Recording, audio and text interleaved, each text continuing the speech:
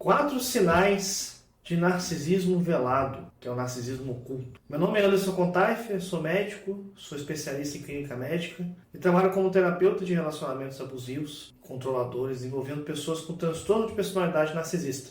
E eu trabalho com esse tema e eu tenho ajudado muitas pessoas através do método Quebrando as Algemas, que é um passo a passo para te ajudar a recuperar a sua autoestima e a superar uma relação com uma pessoa narcisista. E você sabe, esse aqui é o meu canal do YouTube que aborda todos os tipos de assuntos relevantes envolvendo pessoas narcisistas, conflitos de auto-antagonismo, envolvendo também pessoas com dependência emocional. E hoje nós vamos falar sobre o narcisismo encoberto, que a gente pode chamar de narcisismo oculto.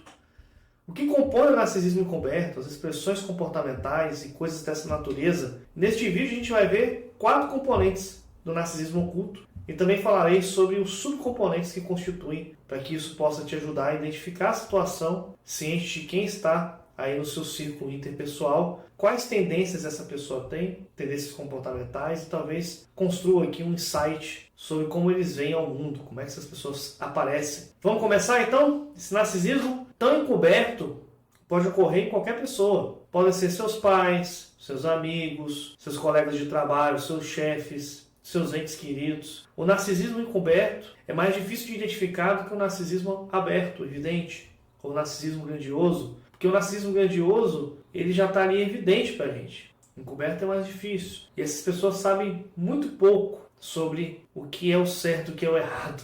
Elas agem por si mesmas. O narcisismo evidente ele é grande. Você consegue ver que aquela pessoa é egoísta. Às vezes essas pessoas são muito pomposas, dependendo de onde elas estão, elas ficam nesse narcisismo contínuo e por isso você tem mais facilidade de identificar. Agora, quando a pessoa é encoberta, é diferente, é mais difícil de identificar. É atípico do que a gente espera ver, que espera encontrar numa pessoa aberta. Neste vídeo eu vou discutir os 4 componentes que compõem o narcisismo encoberto e esse será o seu autoconceito. Falaremos sobre aspectos interpessoais, aspectos sociais, desde como eles gostam de se apresentar socialmente e qual é a sua ética, quais são os seus componentes de ética que possuem.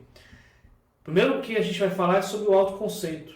Esse narcisismo encoberto, esse autoconceito, eles tendem a se apegar a essa ideia de inferioridade, a muitas dúvidas sobre si mesmos. Muitas vezes sentem-se muito envergonhados, muito frágeis e são sensíveis a qualquer retrocesso nas críticas. Muitas vezes o que acontece é que eles se envolvem em alguma coisa e começam a sofrer. Eles iniciam uma roda para as pessoas assistirem ao seu sofrimento maior que qualquer outra pessoa. E é aí que entra o narcisismo. E é por isso que é meio difícil de identificar, porque muitas vezes o narcisista acha que ele sofre mais do que todo mundo. Meu sofrimento é único.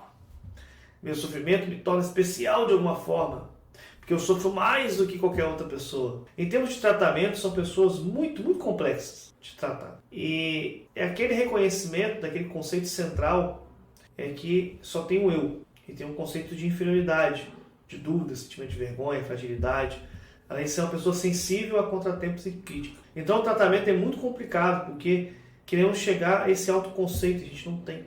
Agora, enquanto ao relacionamento interpessoal, quando eles interagem com os outros, muitas vezes eles não dependem dos outros, não confiam nos outros. Eles estão muito distantes porque eles têm aquele conceito interno, aquele autoconceito central de inferioridade, dúvida, vergonha e outros tipos de problemas e muita inveja dos outros. Talentos, posses, capacidade para relacionamentos profundos costumam ser prejudicados. Podem ter muito ciúme e inveja. E se houver componentes antissociais, às vezes eles podem ser muito passivo-agressivos, muito destrutivos, e agir de forma a prejudicá-los.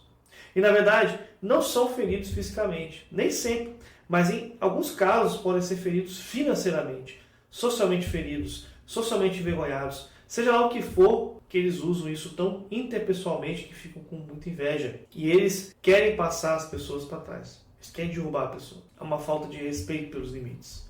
E muitas vezes o que acontece é o que você vê, que essas pessoas ficam ligando para você o tempo todo, falando sobre o quanto que é difícil para elas, o quanto que elas estão sofrendo. Isso se torna conversas unilaterais. E nessas conversas, eles estão contando o quanto eles sofrem, o quanto eles se sentem machucados e todas essas outras coisas que você fica ouvindo, de problemas que eles têm.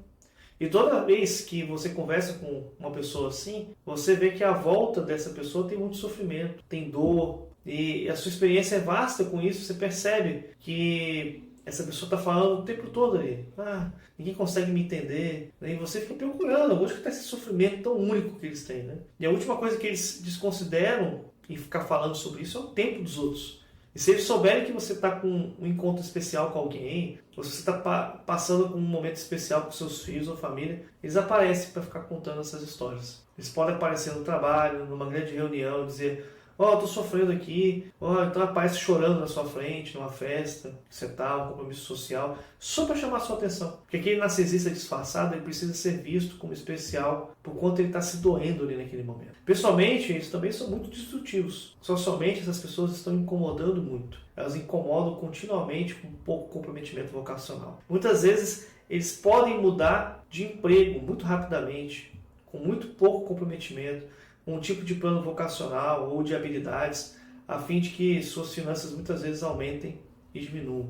Existem muitos interesses superficiais múltiplos. Um dia eles podem estar interessados em computadores, e depois em codificação, e no dia seguinte querem ser um diretor de cinema, e no outro dia eles estão querendo ser ator, atriz. Então, seja lá o que for, você vê muito problema de autodireção. O autoconceito está prejudicado, a autodireção está prejudicada. Portanto, são todos esses interesses superficiais, e eles realmente não mergulham profundamente, porque nesse narcisismo dissimulado que eles vivem, existe um medo de se envolver e tentar, porque senão eu vou fracassar. E muitas vezes tem medo disso profundamente mesmo. Inclusive era uma situação que eu vivia na minha vida pessoal com a minha ex-narcisista. Então, a falta de autodireção. Então a maioria dos narcisistas que são dissimulados e não são abertos, eles têm pouco desempenho vocacional, porque eles têm medo de falhar. Eles têm um tédio crônico. Eles esperam que o mundo faça algo para poder entreter eles, para deixar eles ocupados. Vamos voltar aqui para a atenção para o narcisismo disfarçado. Eles querem se divertir. Devemos procurar o que gostamos por conta própria. Isso porque sabemos que gostamos. Só que essas pessoas não fazem isso. Eles têm um tédio crônico. Me divirta aqui. Mantenha-me interessado, porque esse é seu trabalho aqui, pessoa vítima. Né? Faz isso com a vítima. Caso contrário, eu sou a pessoa mais entediada do mundo. Você está fazendo eu sofrer com esse tédio. Eu sou a pessoa mais entediada que existe. E essa poderia ser uma afirmação, um tema comum que você veria nesses indivíduos dissimulados e narcisistas. Eles têm um tédio crônico. E o último componente, eticamente, onde que as pessoas eticamente estão? Frequentemente eles mudam o seu valor para ganhar o favor daqueles que podem brilhar, daqueles que podem realizar coisas específicas, que sentem que merecem muitas coisas. Então você vai vendo muita mentira, muitas mentiras patológicas acontecendo, uma deturpação de si mesmo. E é muito comum nesse narcisismo disfarçado, essa deturpação. Você percebe que no narcisismo evidente existem muitas tendências delinquentes agindo, uma destruição. A destruição emocional certamente pode ser uma destruição de propriedade mesmo. Existe pouco arrependimento pelo comportamento deles, porque é só a culpa que eles se comportam dessa maneira. Não há senso dessa responsabilidade. Vemos isso em ambos os tipos de narcisismo, aberto e encoberto. E por isso que eles não vão contar. Eles vão ficar tipo assim, quer saber? Realmente exagerei, a culpa é minha. Ou se você sofreu uma perda, eles não se importam porque sua atenção realmente deveria estar voltada para eles. E se for algo do tipo assim, olha, estou sofrendo, estou passando por algo como se fosse sempre sobre você, ou você nunca se importa quando eu sofro, eles não conseguem ver isso, falta a eles uma amabilidade. E é essa deficiência na percepção de si mesmo, essa deficiência de insight, que é o componente universal em todos os transtornos de personalidade, uma deficiência de percepção. Então, por último, tem um desrespeito à autoridade. O narcisista disfarçado, ele sente que assim como você superou, ele sente que ninguém deveria contar nada, que eles sabem tudo. Eles são um livro fechado já, uma pessoa iluminada. O narcisista dissimulado, se ele for afetado por uma autoridade, ele vai dizer assim, quem que é a pessoa que está falando aqui para me machucar dessa maneira? Quem que é essa pessoa que está me conduzindo para essa dor, dessa injustiça? E podem ser gritos de injustiça, mas você vai ver que muitas vezes eles fazem alegações de injustiça social que não tem fundamento. Então você fica sem entender essa percepção deles. Mas lembre-se da falta de percepção dos narcisistas. Então eles só veem como eles estão feridos e perdidos. Quais são os componentes então, pessoal? Autoconceito, relações interpessoais, relações sociais e ética. Autoconceito, não se enxergam daquela forma. Autoneuroticismo, relações interpessoais, baixa conscienciosidade, relações sociais, baixa amabilidade. E a ética, eles têm a questão de rejeição. As pessoas estão no espectro. Tem gente mais narcisista, menos narcisista. Tem grau leve, moderado, grave, extremo. E você vai vendo que as pessoas são diferentes. Porque o grau de expressão dessas características narcísicas são diferentes. E cada grau vai dar um comprometimento de disfunção, inclusive socioeconômica. Quanto que essas pessoas podem ser destrutivas para suas próprias vidas ou para quem está ao redor dela? O mundo social deles foi realmente impactado negativamente, e isso ajuda então a determinar como é que eles estão nesse espectro.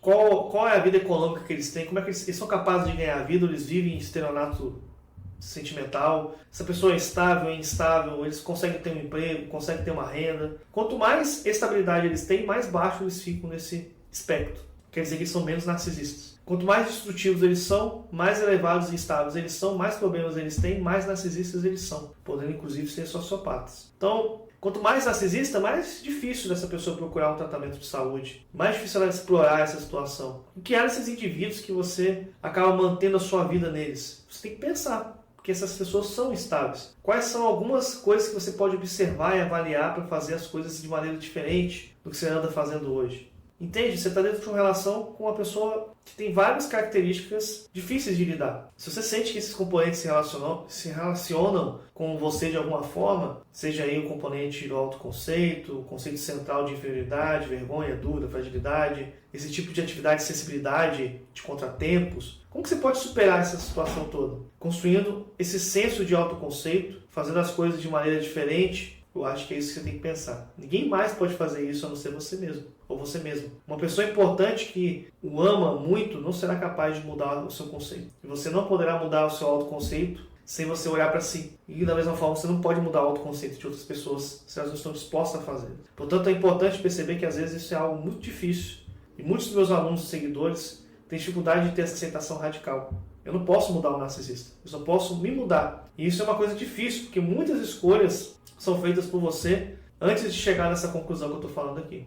Se você quiser conhecer melhor sobre o transtorno de personalidade narcisista, adquirir conhecimento necessário para superar um relacionamento assim, ou até mesmo superar toda a dor que essa pessoa ilógica está trazendo para a sua vida, quero te convidar a conhecer o meu método Quebrando as Algemas. Para saber mais a respeito disso, você vai clicar no site que está aparecendo na descrição desse vídeo, que é www.quebrandoasalgemas.com.br www.quebrandoasalgemas.com.br. Conhecimento é poder, e eu sei que vídeos como esse aqui podem ser essenciais para você recuperar a sua autoestima. E vou pedir também, claro, para você poder curtir o meu vídeo aqui no YouTube, se inscrever no canal se você não for inscrito, compartilhar na rede social que você mais utiliza. Muito obrigado por ter assistido até aqui e até o meu próximo vídeo aqui no meu canal Quebrando as Algemas.